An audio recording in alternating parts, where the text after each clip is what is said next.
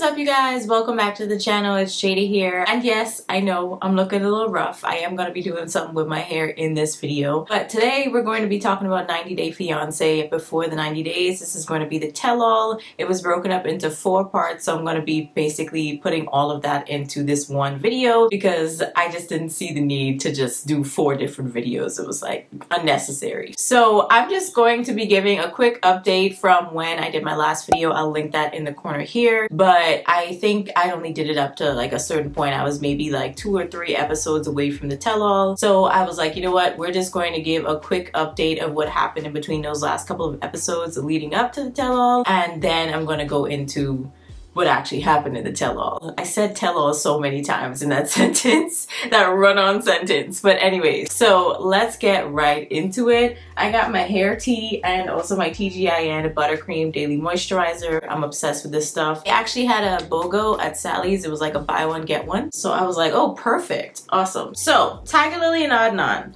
Tiger Lily is now officially pregnant, and then it kind of skipped ahead by maybe a couple months, I'm not sure, but she looked pretty round, so I pretty much kind of deduced that she was pretty far along already. And we see that Adnan, before basically coming over to the US in terms of getting his visa and everything straight, he decides to make his power of attorney his brother.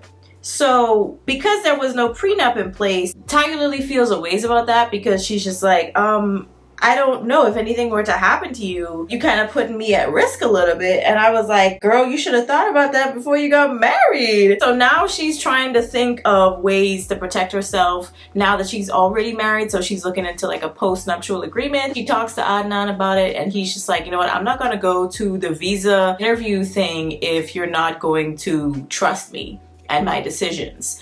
And I'm just like, hey, you really should have thought of this before you got married, Tiger Lily. Like, really though, really. But anyways, let's move on to Lauren and Faith. So Faith ends up feeling kind of unsafe around Lauren because after the engagement, they went to the hotel and he had this like butter knife in his hand, I guess. And it didn't really look like anything that would like really harm you, you know, because it looked pretty blunt and not sharp. But at the same time, if you feel unsafe, you feel unsafe. So she was basically saying to Lauren, because he was playing with this knife, like, I feel unsafe. And then he started crushing this can and doing weird stuff because they got bad news about the idea that Lauren had in terms of them going to Thailand to get married, because in the Philippines, where Faith is from, they don't allow them to have same-sex marriages. So obviously, because she is trans, or over there they consider themselves ladyboys, she would still be considered technically male under the law. So they were trying to go to Thailand, and that didn't really work out the way they thought. So he was already feeling kind of, you know, interesting about that. But yeah, Faith was just like, yeah, I'm not really into this anymore. Gives the ring back and they break up, sort of. But yeah, we see that something kind of is a little different when they get to the reunion. So I don't really know. But either way, as of that point, they're supposedly broken up. Brian and Ingrid, hey, after his little fiasco, basically saying to Ingrid that he feels that she's just using him to get over to the US and get a green card, she just flew off the handle, understandably so. And after that, it was just kind of a done deal and they decided to go their separate ways. But Brian did decide he wanted to go back to Ingrid to say goodbye and all that good stuff, just to end on somewhat good terms. But yeah, that was basically it. I knew that was coming because Brian was lying too much, and then Ingrid, you could tell, was getting closed off because he was lying so much. And then because of that, he started getting angry and feeling rejected and all that stuff. So it was just never going to work. I think Brian is just not a really good person. I think he needs to get his ish together, stay single. But we're gonna talk about that in just a moment. Hold on one second. I'm just gonna put my hair into a little ponytail.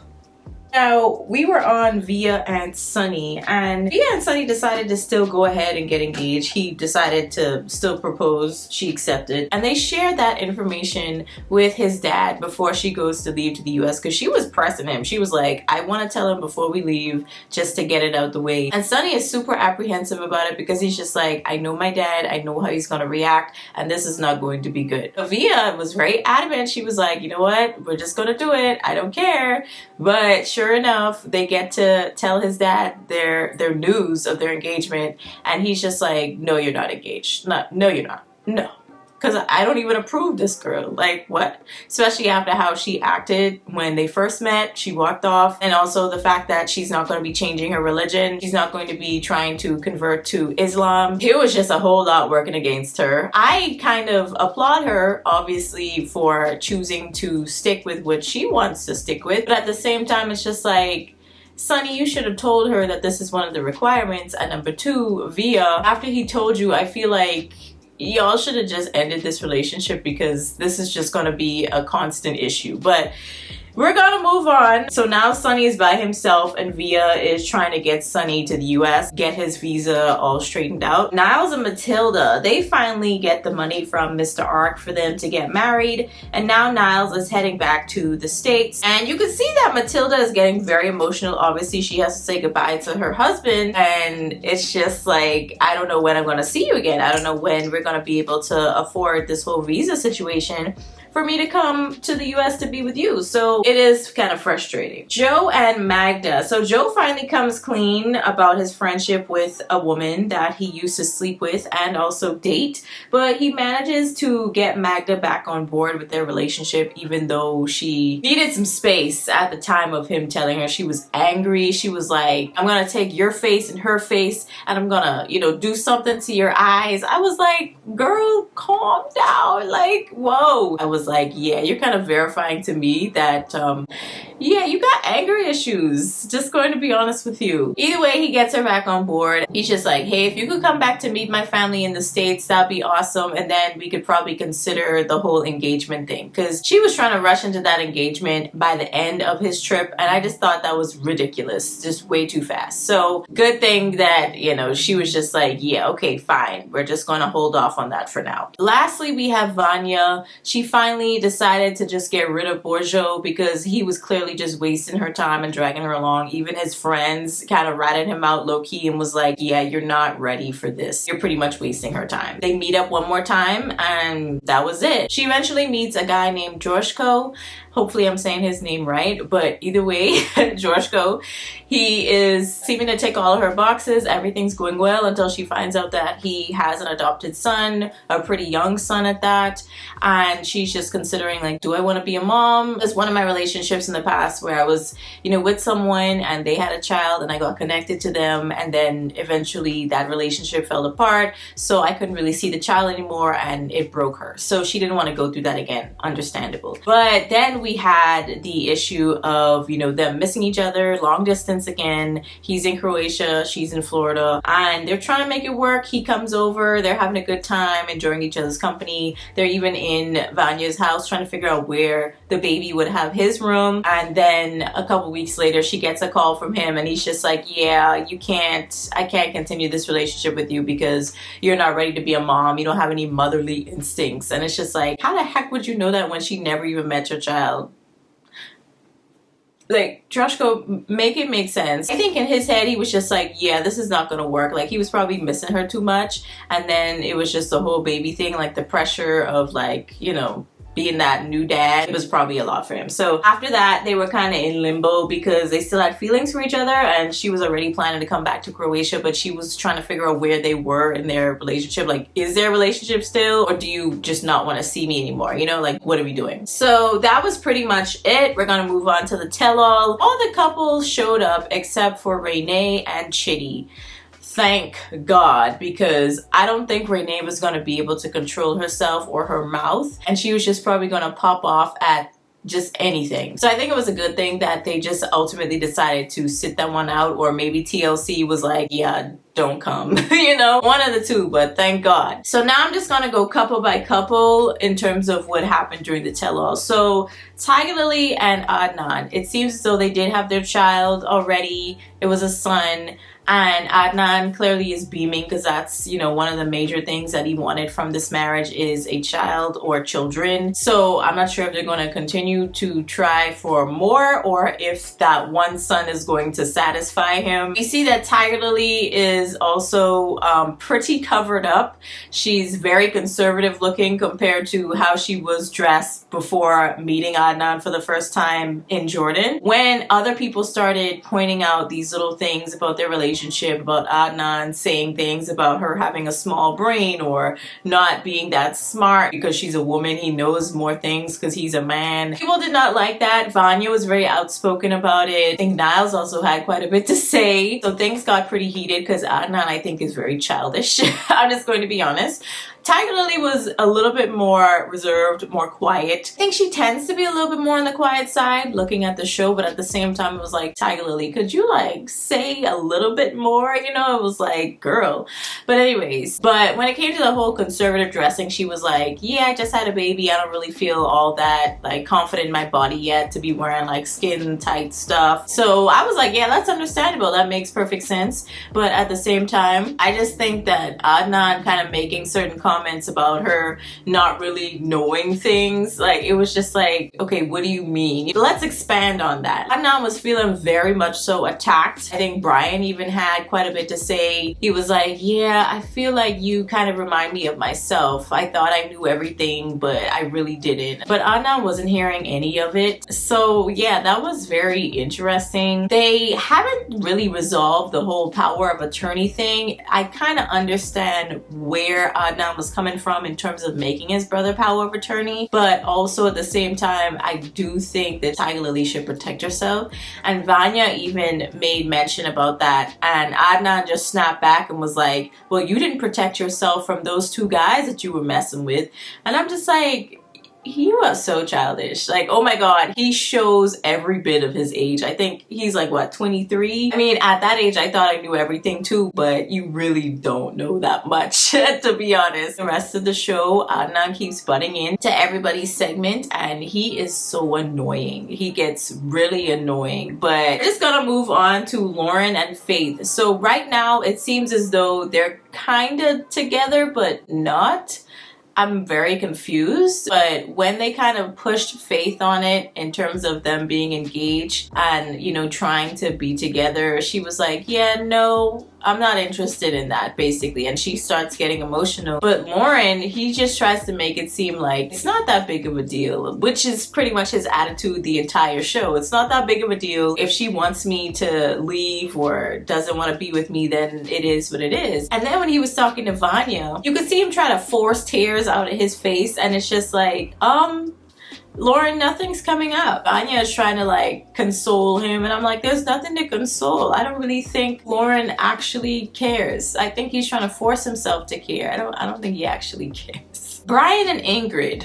Oof, this was another doozy. We see that Brian had some things to say about Ingrid that we did not hear or see on the show. So when they had this whole issue about him going downtown, basically he was saying to them at the tell-all that when the cameras left, that she stopped him and said, hey, I have a boyfriend. Like, I'm seeing someone else. And it was just like, wait, So Ingrid did a little bit more explaining. She was like, I was seeing someone, and I think she said she also told Brian that she was kind of seeing someone, but not seriously, before he came to Brazil. So I don't entirely know if Ingrid and Brian's relationship was all that serious just yet. So I'm not too sure about that one. But either way, they both seem to have moved on because she's in a relationship and Brian's in a relationship, and his daughter comes on and she's just like, I really think you should stay single. I really think you should probably just chill for a little while. But of course Brian isn't hearing any of it. They bring on his current girlfriend, and Ingrid is trying to explain, when it comes to Brian, he doesn't like when you stress over him too much in terms of the whole wheelchair thing, but then at the same time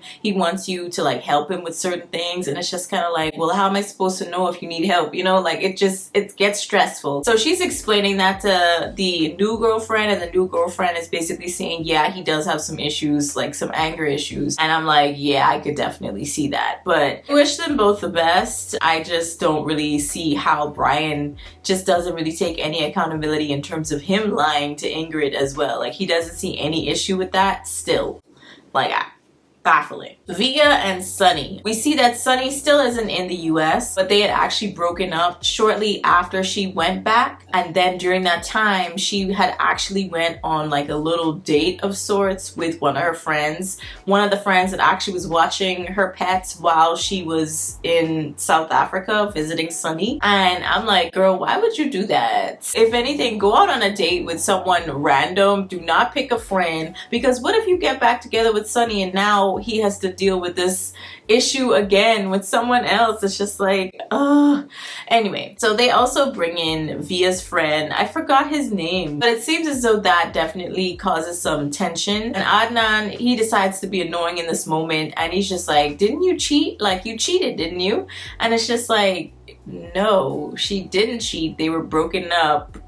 And then he also makes a note and decides to come after Sunny about the fact that he's Muslim and they decided to sleep together before marriage. Via is just like, if he doesn't want to adhere to the customs so like tightly, he doesn't really have to when it comes to his religious beliefs. And Adnan is just like, oh, what is that, like garbage coming out of your mouth or something like that. Everyone is just looking at him like, dude, what is your problem? Like, be for real. You know, like, it just came across super childish.